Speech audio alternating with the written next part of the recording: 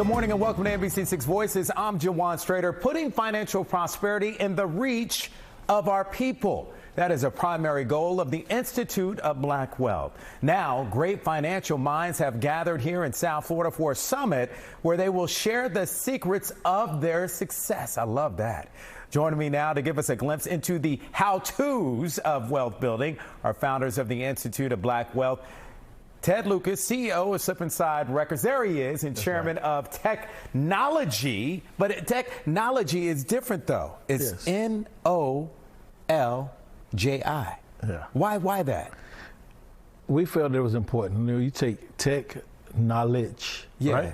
But we did a little twist on it. So man, Ted is, man, can you tell, you know why he's the man he is because of stuff like that. Yeah. Okay, well, let's also welcome here real estate developer and CEO of Blueprint Creative Group, Fabiola Fleuranvil. Welcome to the show on Voices this morning. And you and I go way back. Way back. Well, we've known each other for years. You just never age. Neither do you.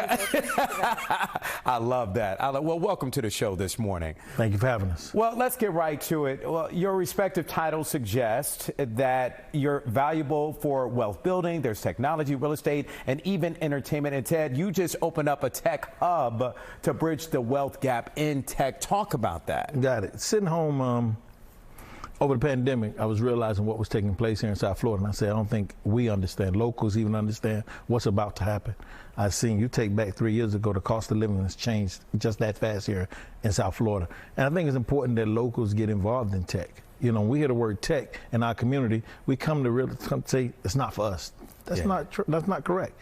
We're doing it every day. That's right. We just got to be exposed to it and get involved in it. And the source is a place where you can get involved in it. You know, I tell everybody, mom knows a child that's very smart, but he might be just in school right now. He might be working at Home Depot, wherever he may be working at. And you know he has the ability to get it, but you don't know where to send him at. The source is the place to send him.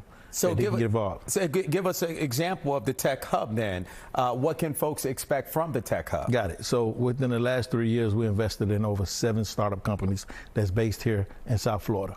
We invested over $500,000 in tech companies, startup companies here in South Florida. And that's just the beginning. That's before we even opened up the source. Now that we opened up the source, we got other investors that's partner with us. And we're going to make sure that startup companies that's here from South Florida, you know, we hear about that family and friend round and things like that, but we don't know how to get started.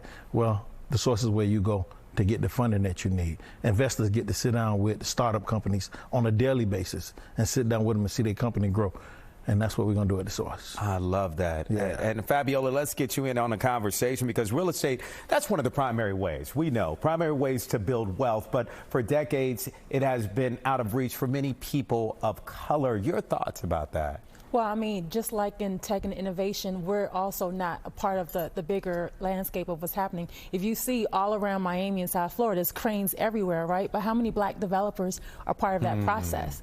And even if we were to be part of that, there's networks that's needed, right? Access to capital is always a big issue.